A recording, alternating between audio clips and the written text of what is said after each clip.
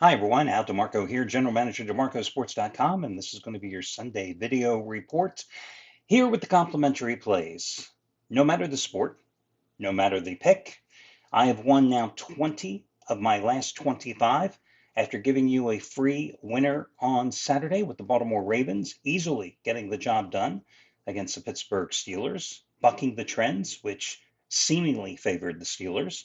So 20 out of 25 on the short term here over the past 6 weeks. Now the NFL complimentary plays.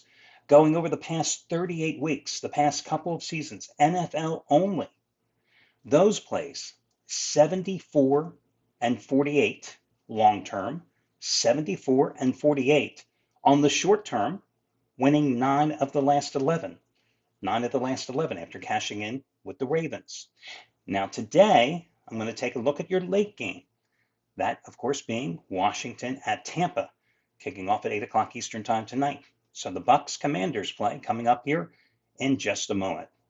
Before I go any further, I just want to express my appreciation for all the nice comments that so many of you left here in the YouTube section. If you happen to be watching the video on YouTube yesterday, and so many of you also sent through customer service and happen to be customers of mine over at DeMarcoSports.com, expressing your kindness and your sympathies for the situation I pointed out to you yesterday, mentioning about my mother who we entered into hospice care a couple of days ago. I did, in fact, make it back in time flying across country yesterday to see her, and she was somewhat lucid at times. It's just amazing to me how quickly she faded in the past 36 to 48 hours before I got there. Um, just something I wanted to say. Well, two things actually. You know, I'm not a guy here that's just here selling picks. And those of you that have known me, watched me since the 23 years that I created DeMarcoSports.com, from the time I started doing these videos 20 years ago, I've always considered this a community. I mean, hell, for those of you that have been here for many, many years, you remember there was a time when we used to do the charity play of the week where we raised together tens of thousands of dollars through the charity play of the week, where I would give free select or paid plays at the site away for free. And if they won on a quid pro quo basis, then I would ask you to make a donation of whatever amount to help others in a time of need. And I did that for 7 years. And it was just amazing how those of you that participated, it was just an amazing community of caregivers that we created. So, and it was unique. Never had been done before in this industry. It has never been replicated and probably never will because most people just care and chase about the almighty dollar. I've never been about that and never will be. I mean, listen, guys, I'm only doing this now and still working because it keeps my mind focused on the fact that, hey, I've got leukemia. Let's do something else rather than dwell on the inevitable. Um, so again, it's more than just, hey, I'm a guy selling a pick and I've got a 15 dime teaser today, blah blah blah. Um, and in reality, if you ran into me out on the street, I'd say in a bar, but God, I can't remember the last time I've been in a bar. It's been so many years. God, I'm the same guy you see here as you see then. Same guy, maybe better looking, and and very subdued. Yes, very. Yes, but anyway, the other thing that I wanted to point out is that I, one of the things I'm a believer that eulogies at funerals, at viewings and stuff, they're kind of misguided because you're eulogizing the person that's already passed away. Who are you eulogizing for? The people that are in attendance? Shouldn't it be for the person that just passed away? So I've always been of the belief that write the eulogy in advance and tell the person before they pass, let them hear it. Because once they're dead, they ain't going to hear a damn thing. Okay. I think that that's a wonderful thing to do. Now, of course, for me, a guy that's been writing for my entire life, it's a pretty easy thing to do.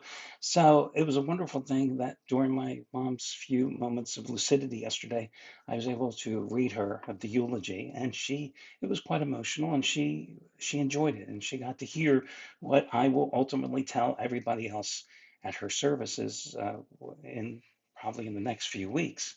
And I would encourage all of you just to think about it because it's, I don't know, it's backwards. To give a eulogy after somebody's passed when it's about the person that just passed, to whose benefit is that? Everybody else that's sitting there? It doesn't make any sense to me, never has. So I've done that many, many, many times. The other thing, of course, is that um, writing somebody's obituary, I generally try to do that before they pass. I've done that for many family members and for friends too, because you can kind of dictate rather than letting somebody else do it and they don't get it right.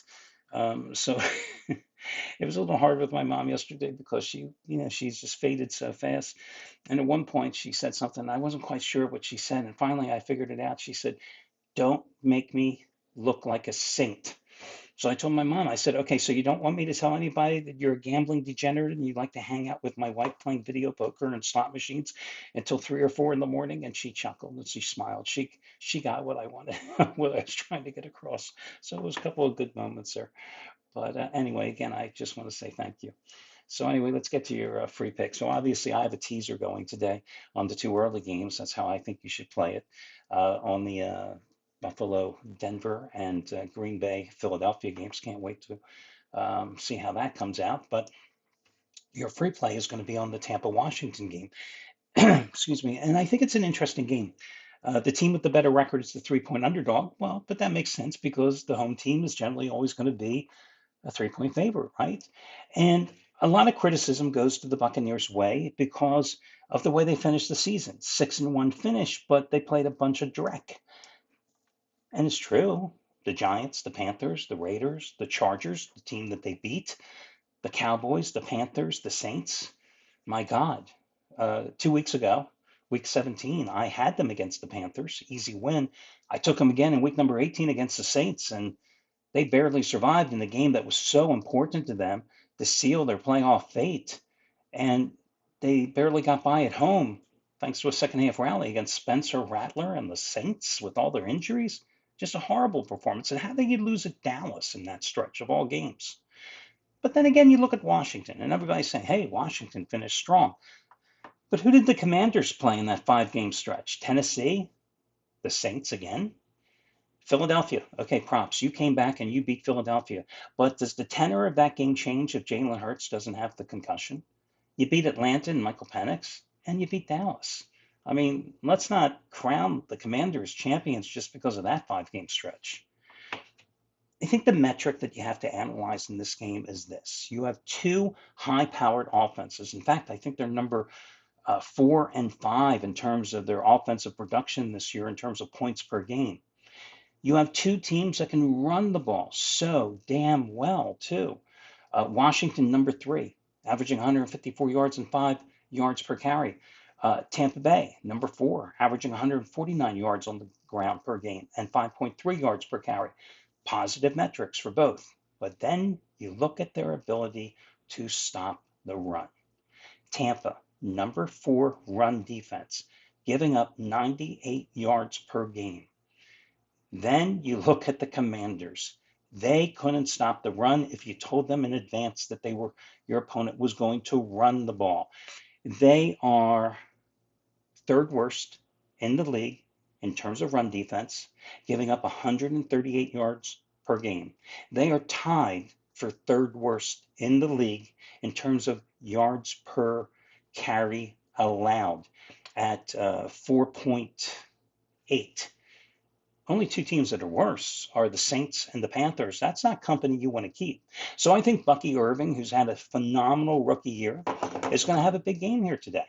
And I think by the Bucs being able to control the clock and dominate the line of scrimmage, that's going to put Baker Mayfield, who's had a very good year, in much better field position and give him the advantage against his counterpart, Jaden Daniels, who has had a tremendous year. But the Bucs have that big, beefy defensive line, and it's just damn hard to run against them. The other thing is the Bucs love to blitz. And Jaden Daniels' success rate against the blitz, 45%. When he's not being blitzed, 52%. So even though he's a great scrambler, he can run the ball well, I think they're going to be able to contain him. So that's why I think the Bucs minus the 3 points is the way to go. And of course, naturally at -3, I'm buying down the half points. But how about this consideration too? It's going to be a nice day, a clear night, good field. You got a total of 50 points. You've got two teams that can put points on the board. How about this teaser? 7-point teaser. You could take the Bucs down to +4 at home. +4 at home. Then you could take the total down to 43 and then play the over. I think that's a consideration too. Tampa +4, total 43, playing the over. Another way to consider this. Again, I think Tampa minus the 3 is the stronger of the two plays, but I wanted to throw that teaser possibility out there for you as well. So again, guys, wish you well today, and we'll talk to you again soon.